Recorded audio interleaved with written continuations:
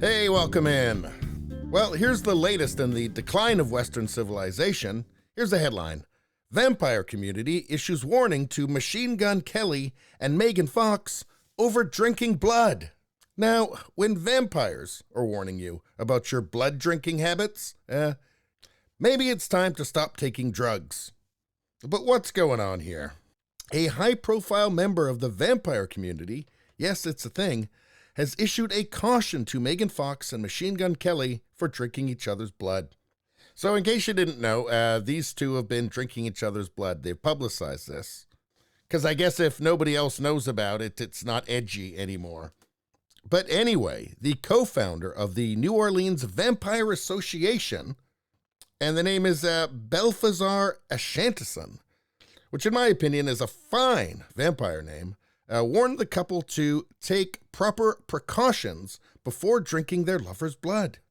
He said Fox and Machine Gun Kelly need to be sure they are testing each other's blood for potential diseases and blood-borne illnesses. And Ashantison also clarified vampires are, quote, not immune from such diseases.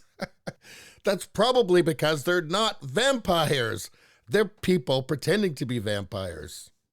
So yeah, they need to remember that they're not actually vampires. They're just weirdos. But if you're going to do this, I guess you better test for potential diseases and blood-borne illnesses. So yeah, I'd like to see how that goes when they get their test results back and read them to each other. So I've got syphilis, hepatitis B and C, and AIDS. How about you? Oh my God, I've got exactly the same. We're so alike. Yes, I'm sure it's a match made in heaven. Let's see, these vampires' comments come after Megan Fox, confirmed to Glamour that she and Machine Gun Kelly, whose real name is Colson Baker, like to slurp on each other's blood from time to time. Quote, yeah, so I guess to drink each other's blood might mislead people, or people are imagining we use goblets and we're like Game of Thrones drinking each other's blood. It's just a few drops, but yes, we do consume each other's blood on occasion for ritual purposes only. So what's the big deal? It's just for ritual purposes, right? Like, I don't know, summoning demons, like whatever. But anyway, as she continues, I'm much more controlled. Yeah, it sounds like it. Quote, and so when I do it, it's a passage or it has been used for a reason, and it's controlled where it's like, let's shed a few drops of blood and each drink it. But he's much more haphazard and hectic and chaotic, where he's willing to just cut his chest open with broken glass and be like, take my soul. Oh, boys will be boys. But seriously, ladies, that's a red flag.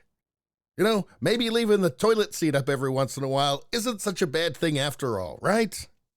You know, maybe if a guy just suddenly cuts open his chest with some broken glass and says to take his soul, just say you're popping out for a second to pick up one of those eyes wide shut masks and then never, ever go back.